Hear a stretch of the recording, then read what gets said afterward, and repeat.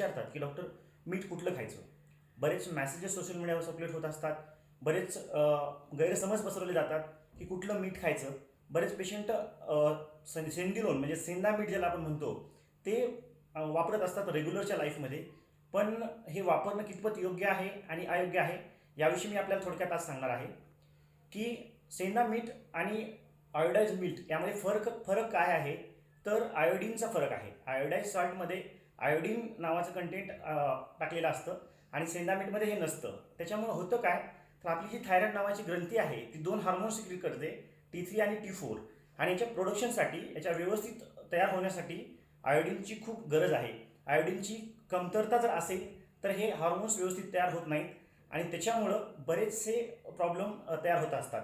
जसं की अगोदरच्या काळामध्ये बरेच गलगंड म्हणजे गळ्याभोवती गाठी असण्याचे प्रकार भरपूर होते. हे एक आयोडीनच्या कमीमुळे होऊ शकतं. त्यानंतर हायपोथायरॉइडिझम म्हणजे थायरॉइड ग्लँड कमी हार्मोन्स सिक्रिएट होण्याचे प्रकार